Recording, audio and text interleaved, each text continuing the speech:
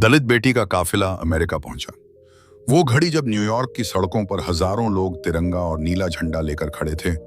India ने बात कर रहे थे और एयरपोर्ट से एक काफिला निकला जिसमें सबसे आगे बैठी थी भारत की वो बेटी जिसने सिर्फ थप्पड़ नहीं मारा था बल्कि सदियों की चुप्पी को तोड़ा था।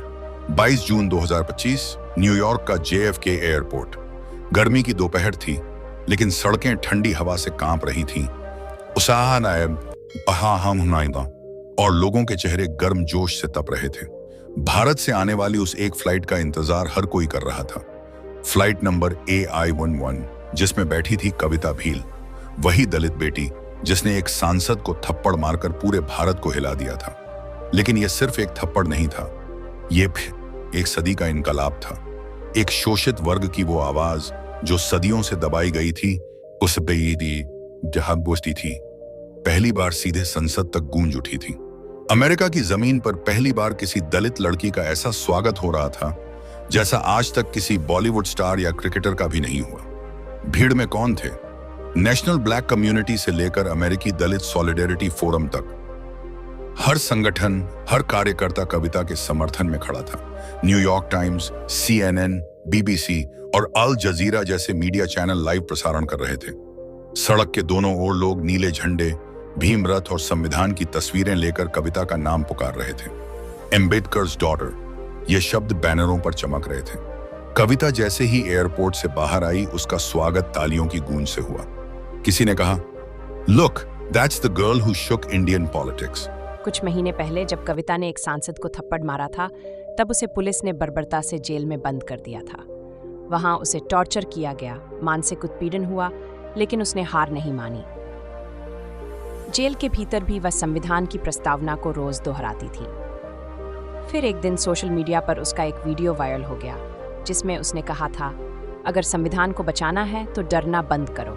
मैं दलित हूं, मैं बेटी हूं, लेकिन झुकूंगी नहीं। यही वीडियो अमेरिका तक पहुंचा और कविता को इंटरनेशनल प्लेटफॉर्म पर आमंत्रण मिलने लगे। जैसे ही कविता कार में बैठी, उसके आगे पीछे 100 से ज्यादा गाड़ियां थीं, जिनमें सामाजिक कार्यकर्ता, दलित अमेरिकन संगठन और कई फेमस पर्सनैलिटी थे। रास्ते भर लोग सड़कों पर फूल बरसा रहे थे। एक लड़की ने पोस्टर उठाया था, my hero doesn't wear a cape, she wears courage, Kavita Bhil. Interview में कविता का जवाब। CNN की रिपोर्टर ने पूछा, कविता, आप जेल से सीधे अमेरिका तक पहुंच गईं, कैसा लग रहा है? कविता ने जवाब दिया, ये सिर्फ मेरा सफर नहीं है, ये हर उस दलित लड़की का सफर है जो चुप रही, डरती रही, लेकिन अब वक्त बदल गया है।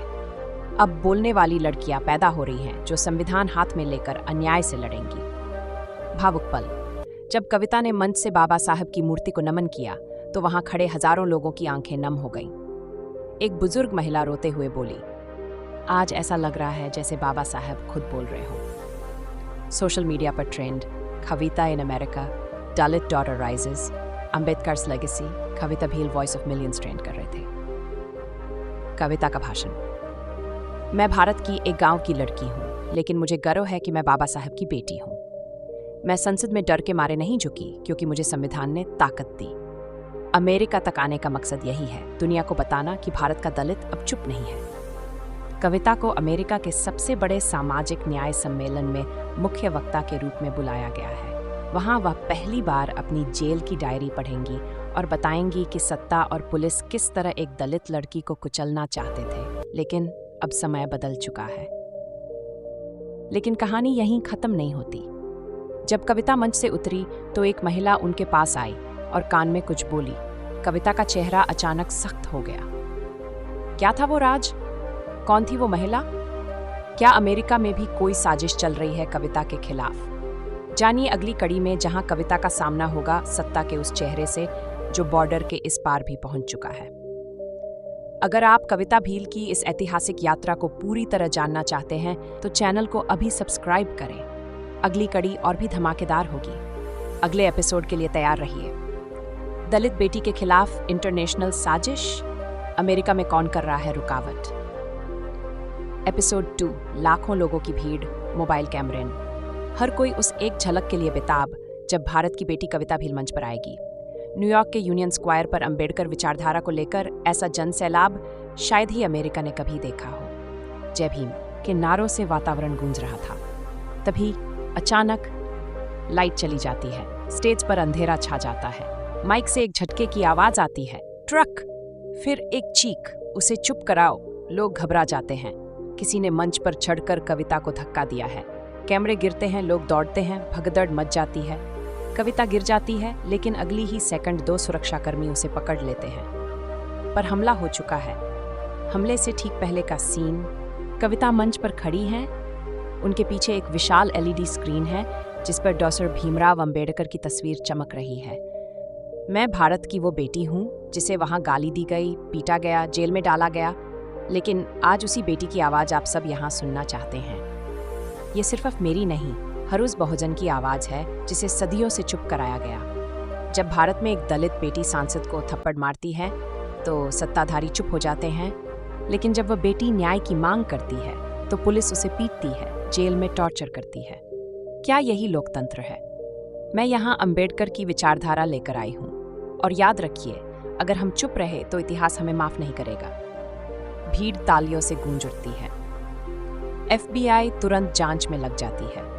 हमलावर को पकड़ लिया गया है, एक एशियाई मूल का व्यक्ति जिसका कहना है, मुझे सिर्फ स्टेज पर खड़ा होना था, किसी को मारना नहीं था।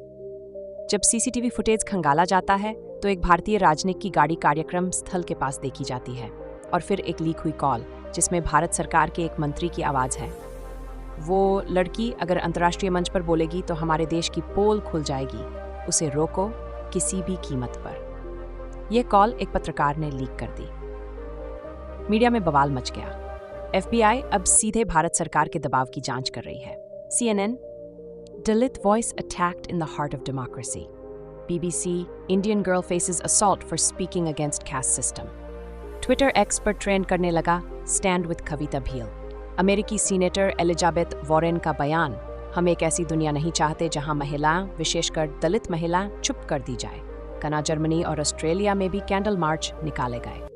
भारत की प्रतिक्रिया, भूचाल, विरोध और समर्थन, दिल्ली, नागपुर, हैदराबाद, जयपुर, हर शहर में प्रदर्शन।